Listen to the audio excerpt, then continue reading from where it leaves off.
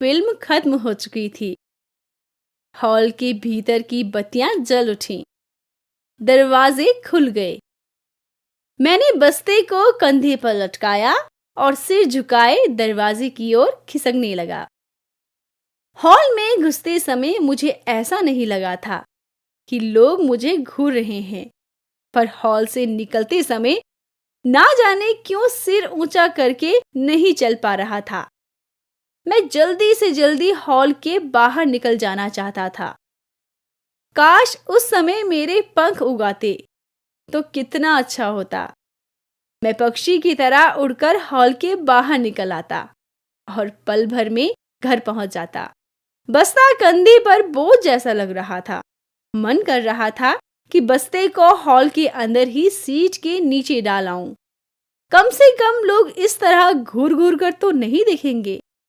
School में ही मैंने सोचा था कि बस्ता राजू के जिम्मे कर दूं, ताकि हॉल में मुझे देखकर लोग ये ना सोचें कि ये लड़का स्कूल से भागकर फिल्म देखने आया है। लेकिन राजू कहाँ इतना परोपकारी था। बस इतना ही काफी था कि उसने घर पर मेरे फिल्म देखने की बात ना कहने का वचन दे दिया था। मैं हॉल के बाहर निकल आया। सूरज डूब चुका था, पर अभी अंधेरा नहीं फैला था। घर पहुंचते पहुंचते अंधेरा हो जाएगा। पिताजी कारखाने से लौट आए होंगे। मुझे ना देखकर उन्होंने मेरे बारे में माँ से पूछा होगा। माँ ने कह दिया होगा कि अभी तक स्कूल से नहीं आया। पिताजी गुस्सा हुए होंगे। उन्होंने कहा होगा आज भी वो जरूर स्कूल से भागकर फिल्म देखने गया होगा। फिर पिताजी ने माँ पर ये दोष लगाया होगा कि उसकी लापरवाही और लाड प्यार से ही मैं बिगड़ गया हूँ। फिर पिताजी को अचानक ख्याल आया होगा। उन्होंने माँ से पूछा होगा कि क्या तुमने मेरी जेब से 100 रुपए निकाले थे? पर माँ भला बिना पूछे क्यों निकालती? पिताजी के 100 रुपए चुराने वाला चोर तो मैं ही हूँ।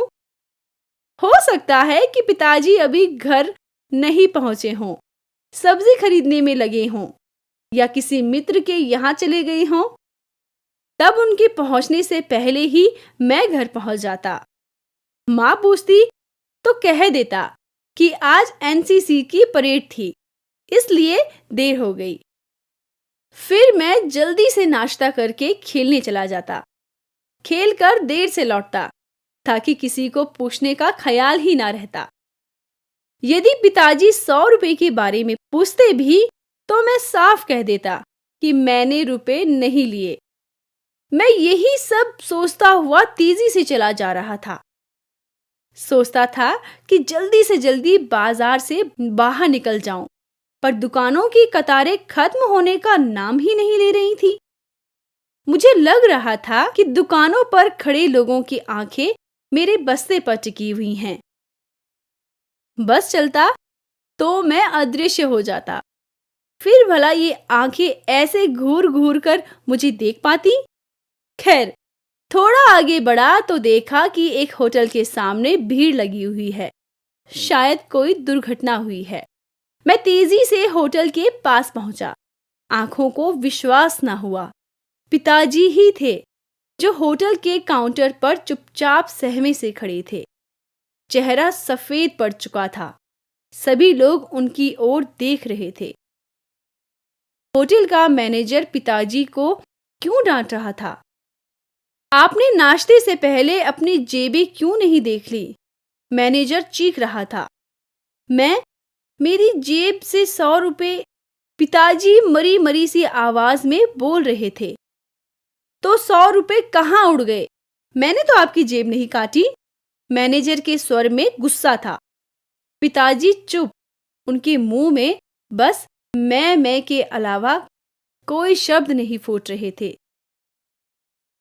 पिताजी चुप क्यों हैं? ये क्यों नहीं कह देते कि मेरी जेब मेरे लाडले बेटे ने काट ली? होटल का मालिक जोर जोर से चिल्ला रहा था। वो बार बार पिताजी से पैसे मांग रहा था। भीड़ बढ़ती जा रही थी। अपनी असहाय स्थिति के कारण पिताजी की आंखें भर आई थी।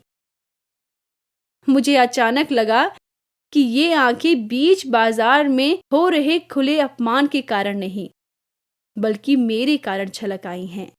इन आंसुओं की हर बूंद में मेरे भविष्य की चिंता समाई हुई है। मेरी करतूत से दुखी हैं। मैं भीड़ में खड़ा फूट फूट कर रोने लगा। तभी पिताजी के सहकर्मी वर्मा जी भीड़ को चीरते हुए आगे बढ़े। उन्होंने पिताजी से सारा माजरा पूछा, फिर होटल के मालिक को डांटते हुए अपनी जेब से निकालकर उसके रुपए चुकाए।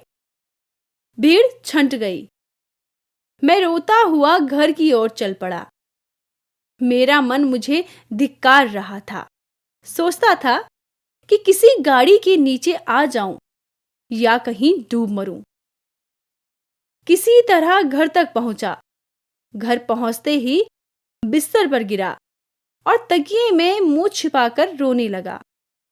तभी पिताजी घर आ गए। मां ने पूछा, क्या बात है? आपका चेहरा काफी उतरा हुआ लग रहा है। तबीयत तो ठीक है ना? पिताजी ने मरी सी आवाज में कहा, हाँ ठीक है। फिर उन्होंने मुझे बुलवाया। मैंने सोचा कि पिताजी जरूर मारेंगे। आज खुद मैं बुरी तरह पिटना चाहता था कि पिताजी मुझे खूब मारें, इतना मारें कि मेरा दम निकल जाए। मगर पिताजी ने मुझे बिल्कुल डांटा तक नहीं। उन्होंने महज इतना कहा, बेटा, जेब से बगैर बताए पैसे नहीं निकालने चाहिए। तुम्हें आवश्यकता हो तो मुझसे मांग लिया करो। मैं शर्म से जमीन में गड़ा जा रहा था। आंसू रुकने के नाम नहीं ले रहे थे।